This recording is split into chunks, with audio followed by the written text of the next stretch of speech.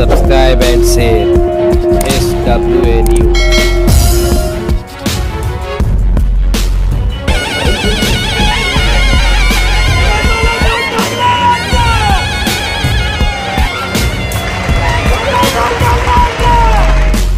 Dumping ground मध्ये त्यांना त्यांच्या जन्मभूमीवरून विस्थापित करण्याचा डाव मांडलेला आहे। हे फक्त मुंबईत सत्ता गाजवली गेली एक म्हण आहे, रोम जळत होतं तेव्हा फिडेल बासरी वाजवत होता। त्याच प्रकारे ज्यावेळेस यांच्याकडे आपल्या रोटीवरती राजन भोसले लक्षात आली म्हणजे महाराष्ट्रात आम आदमी पक्ष बाबासाहेब आंबेडकर यांच्या प्रमुख सन्माननीय बाळासाहेब ठाकरे यांचा महाविकास आघाडीचा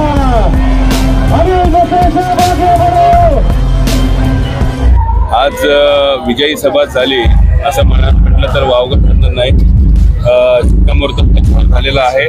संपूर्ण काँग्रेसचे कार्यकर्ते, राष्ट्रवादीचे, रिपब्लिकन पार्टी ऑफ इंडियाचे वेगवेगळे घटक, त्याचप्रमाणे आम आदमी पार्टी, समाजवादी पार्टी आणि सर्वसामान्य नागरिक आणि अशा पद्धतीने सर्वजणच उद्धव साहेबांना ऐकायला या ठिकाणी मोठ्या संख्येने आले होते आणि ही विजयी सभा झाली म्हणजे विजय अनिल देसाईंचा निश्चित आहे यावर हे शिक्कामोर्तब झालेलं आहे। मला वाटतं आजच असं जर म्हटलं तर ते अतिशयोक्ती होईल। आज नाही, ज्या दिवशी अनिल देसाईंचं नाव अधिकृतरित्या त्याची घोषणा झाली आणि त्याच्यापूर्वीच आम्हाला आदरणीय उद्धव साहेबांनी सांगितलं होतं की अनिल देसाई हे तुमचे त्या ठिकाणचे उमेदवार असू शकतील आणि त्या पद्धतीने आम्ही शिवसैनिक सर्वप्रथम त्या ठिकाणी लोकांमध्ये जात होतो आणि त्याच वेळेला अनिल देसाईंचं नाव हे संपूर्ण नागरिकांना माहिती पडल्यानंतर त्यांनी हा निश्चय केला होता की कोणत्याही परिस्थितीमध्ये अनिल देसाईंसारखा एक सज्जन, सोज्वळ नेता, तत्पर, कार्यक्षम, अनुभवी, सुसंस्कृत आणि निष्ठावंत या शब्दाला फार महत्त्व आहे। कारण इथल्या नागरिकांनी ठरवलं आहे की गद्दार नको तो कोणताही असो, तो किती मोठा असो, त्याला गाडायचं म्हणजे गाडायचंच आणि या गद्दाराला गाडण्यासाठी निष्ठावंत शिवसैनिकांची घोषणा ही शिवसेना पक्षातर्फे झाली आणि त्याच्यामुळे मला वाटतं की हा विजय आता अधिकाधिक त्याचं फक्त आम्हाला बघायचंच की मार्जिन किती मोठी मार्जिन आम्ही जिंकणार आहोत।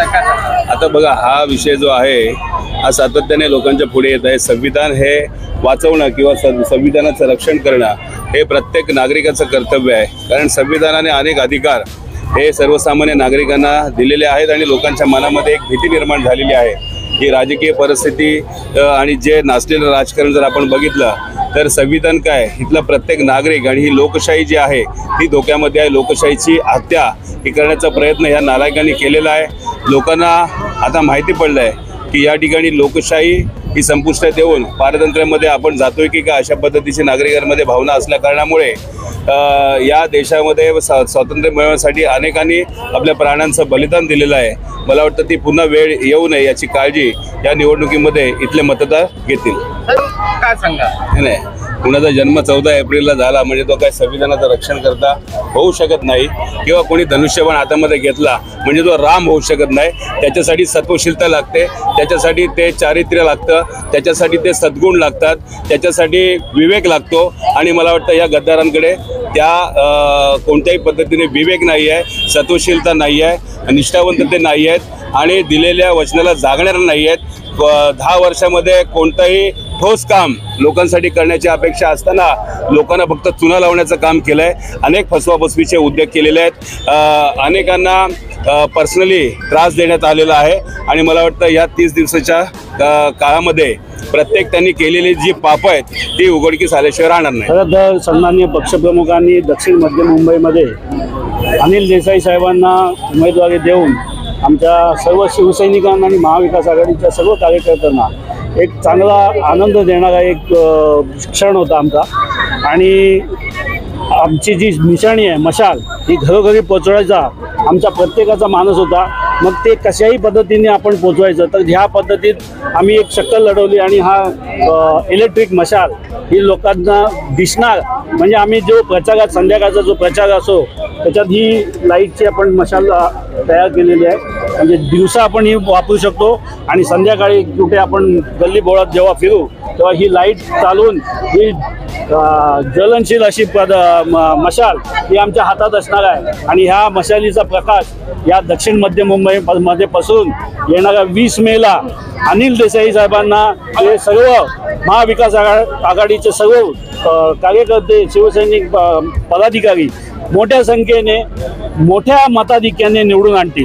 स्वतः हे उद्धव ठाकरे साहेब स्टेजवरती घेऊन ह्या मशाल दाखवलं का सांगणार? आम्हाला आमची इच्छा होती की ह्या मशालीचं जे लॉन्चिंग आहे ते आमचे पक्षप्रमुख उद्धव साहेब यांच्या हस्ते व्हावं आणि ती आमची इच्छा पूर्ण झाली. आज त्यांच्या हस्ते या मशालीचं लॉन्चिंग झालेलं आहे. आता ही मशाल पूर्ण महाराष्ट्रात फिरणार आहे.